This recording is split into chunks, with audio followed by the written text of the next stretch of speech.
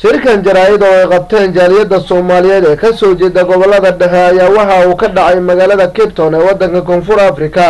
waxayna shirka ka soo saareen baaq nabadeed oo ku aadan dadka dagaalamaya iyo mas'uuliyiinta gobolada dhexe ee ku sugan gudaha Soomaaliya. Jaaliyadda ayaa ugu baaqay beelaha dirirtu ay ka dhaxayso inay dagaalka ku joojiyaan si shuruud la'aan ah isla markaana ay wada hadal ku xalliyaan waxa ay kala tabanayaan. waxaan aad iyo aad ugu baaqaynaa aniga ku hadlaya magaca jaaliyadda Soomaaliyeed oo Koonfur Afrika in la joojiyo dagaalka ka socdo Mudug iyo Galgaduud oo walaalaha Soomaaliyeed halka ku wada nool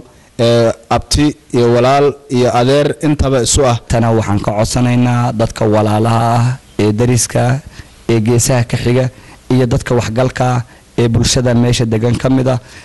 iyo dadka madaxda u ah gobolada dhexe dhinacay rabaan ha ahaadeen ahlu sunna wal jameeca ximan iyo xeeb galmudug oo darisa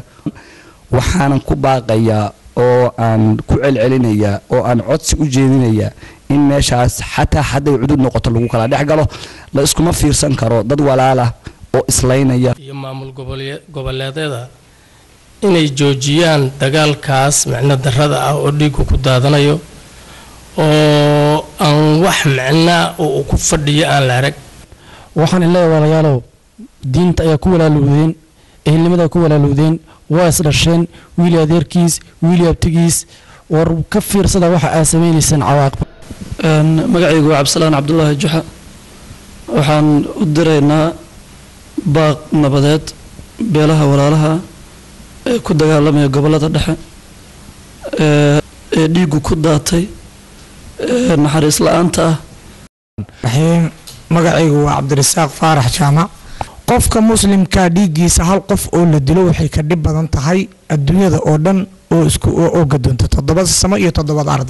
waxaan u aragnaa dagaalkaas inuusan ahayn mid ku fadhiya macno mid keeni kara faa'iido dambe midba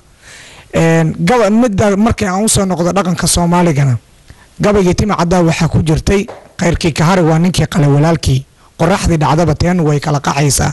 qol la rido quraanshada gaja qoobdad waa walis haduu geed ku qalalo roobku waa u qamac kale leh. waxaan leenahay walaalaheena ilaahay subxaanahu wa ta'aala qalbigiina wanaaga ha tuso inta dhimatana allah u naxariisto dambi dhaaf aan ilaahay u weydiinayna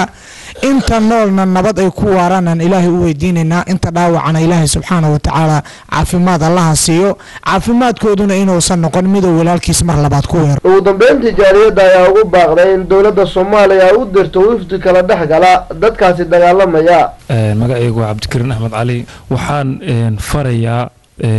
xildhibaanada ka soo jeeda gobolada dhexe isla markaana ahaa kuwii matalayay dadka masaakiinta ah ee ku dagaalamaya biyaha yar ee meesha yaala waxaan farayaa inay si degdega ay maartay react u sameeyaan oo ay ka jawaabaan dadkaas masaakiinta oo walaalahana ay dhax galaan. Abdullaahi Ibraahim Dasar warbaahinta qaranka Soomaaliya Cape Town South